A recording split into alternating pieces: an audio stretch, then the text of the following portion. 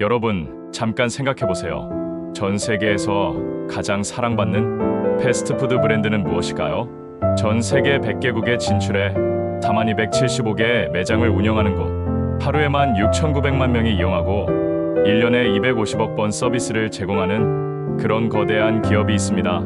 연매출만 해도 무려 34조 원, 직원 수만 20만 명이 넘고 간접 고용까지 포함하면 300만 명의 일자리를 창출합니다. 브랜드 가치만 2,200억 달러로 전 세계 브랜드 순위 5위, 이 기업의 황금색 아치 로고를 모르는 사람은 거의 없을 겁니다. 1분마다 전 세계 어딘가에서 새로운 고객이 5,000명씩 이곳을 찾아갑니다. 바로 맥도날드입니다. 그런데 여러분, 더 놀라운 건 이 모든 것을 시작한 사람이 52세까지 밀크쉐이크 기계를 팔아다니던 평범한 세일즈맨이었다는 사실입니다. 그의 이름은 레이 크록. 30년간 종이컵과 밀크쉐이크 기계를 팔며 하루하루를 버텨온 남자였습니다. 당뇨병과 관절염까지 앓고 있던 52세의 중년 남성이었죠. 1954년 레이 크록은 캘리포니아 산 베르나디노에 있는 작은 햄버거 가게에서 8대의 밀크쉐이크 기계를 주문받습니다. 보통 식당은 1대면 충분한데 8대나 주문한 이유가 궁금했던 크록은 직접 그곳을 찾아갔습니다. 그리고 그곳에서 운명을 바꿀 장면을 목격하게 됩니다. 딕과 맥도날드 형제가 운영하는 그 작은 가게 앞에는 긴 줄이 늘어서 있었습니다. 15센트 햄버거, 20센트 쉐이크, 10센트 감자튀김을 사려는 사람들의 행렬이었죠. 무엇보다 놀라운 건 속도였습니다. 스피디 서비스 시스템이라고 불리는 혁신적인 주방 시스템 덕분에 주문한 음식이 30초 만에 나왔던 것입니다. 크록은 즉시 깨달았습니다. 이건 전국적으로 확장할 수 있어. 맥도날드 형제들은 품질에만 집중하고 싶어 했습니다. 하지만 크록은 비전이 달랐죠. 이 시스템을 전국에 퍼뜨리면 엄청난 일이 일어날 거야. 크록은 형제들을 설득했습니다. 그들의 프랜차이즈 권리를 얻어 전국 확장을 시작하기로 한 거죠. 1955년 크록은 시카고 근처에 첫 번째 맥도날드 매장을 열었습니다. 하지만 여기서 문제가 생겼습니다.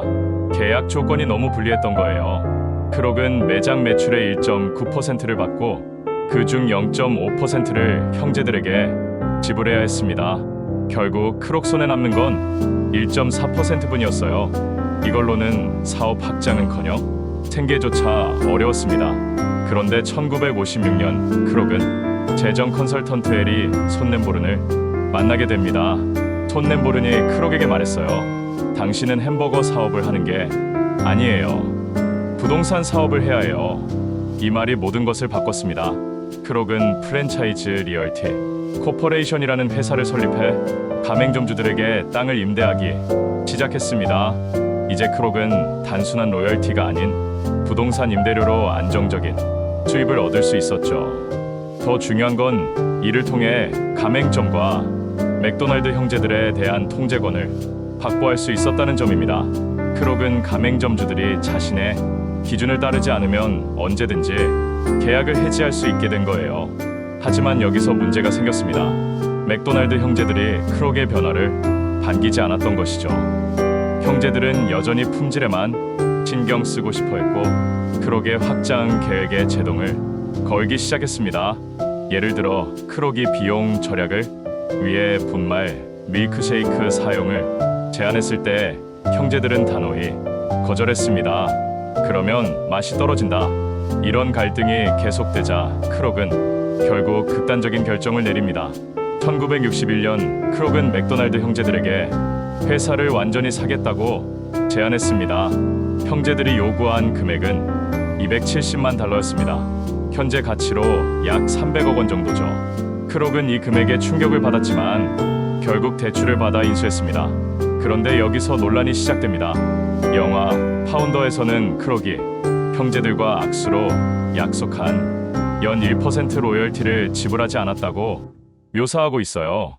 하지만 실제로는 어떨까요? 크록의 자서전에는 이런 약속에 대한 언급이 전혀 없습니다.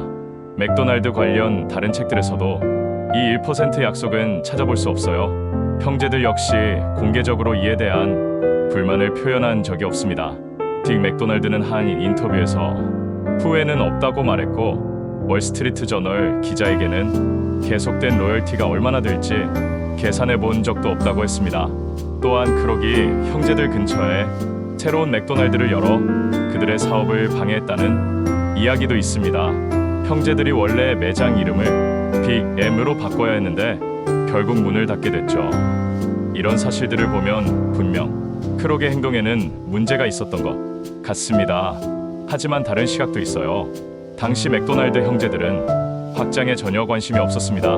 그들은 이미 1952년부터 프랜차이즈를 시도했지만 실패한 경험이 있었어요. 가맹점들이 메뉴를 마음대로 바꾸고 품질 관리를 제대로 하지 않아서 브랜드가 망가졌던 거죠. 그래서 형제들은 더 이상의 확장을 꺼려했던 겁니다. 반면 크록은 달랐어요. 그는 엄격한 품질 관리와 표준화된 시스템을 통해 전국 어디서나 똑같은 맥도날드를 만들고 싶어 했습니다. 실제로 크록의 비전이 없었다면 오늘날의 맥도날드는 존재하지 않았을 거예요. 형제들만으론 절대 이런 글로벌 기업을 만들 수 없었겠죠. 크록은 또한 중산층 투자자들을 주요 타겟으로 삼았습니다. 이들이 맥도날드의 기준을 잘 지키고 직접 매장을 운영할 거라고 판단했던 거죠. 이런 전략이 큰 성공을 거뒀어요. 그렇다면 크록은 과연 나쁜 사람일까요? 아니면 뛰어난 사업가일까요? 객관적으로 보면 둘 다인 것 같습니다. 분명히 크록은 계약상 불분명한 부분들을 자신에게 유리하게 해석했고 때로는 형제들의 의견을 무시하기도 했어요. 하지만 동시에 그의 비전과 추진력 없이는 맥도날드가 오늘날의 글로벌 기업이 될 수 없었던 것도 사실입니다. 비즈니스 세계에서는 이런 일이 자주 일어납니다. 아이디어를 가진 사람과 그것을 실현하는 사람이 다를 수 있죠. 중요한 건 크록이 단순히 남의 아이디어를 훔친 게 아니라 그것을 완전히 다른 차원으로 발전시켰다는 점입니다. 스피디 서비스 시스템은 형제들의 아이디어였지만 그것을 전 세계로 퍼뜨린 건 크록의 공이에요. 또한 크록은 부동산 사업 모델을 도입해서 맥도날드가 단순한 음식점이 아닌 부동산 회사가 되도록 만들었습니다. 이 모델이 지금까지도 맥도날드 성공의 핵심이 되고 있어요. 결국 우리가 이 이야기에서 배울 수 있는 교훈은 무엇일까요? 첫째, 좋은 아이디어만으론 충분하지 않다는 것입니다. 그것을 실현할 수 있는 비전과 실행력이 더 중요해요. 둘째, 비즈니스에서는 때로 어려운 결정을 내려야 할 때가 있다는 점이죠. 크록의 방식이 항상 옳았던 건 아니지만 그의 결단력이 없었다면 맥도날드는 지금의 모습이 아니었을 거예요. 셋째, 52세의 나이도 새로운 시작에는 늦지 않다는 것입니다. 30년간 세일즈맨으로 일했던 크록의 경험이 결국 맥도날드 성공의 밑거름이 되었어요. 그렇다면 레이 크록은 과연 악역일까요? 영웅일까요? 이 질문에 대한 정답은 여러분이 직접 내리셔야 할 것 같습니다. 분명한 건 그의 이야기가 우리에게 많은 것을 생각하게 한다는 점이죠. 여러분은 어떻게 생각하시나요?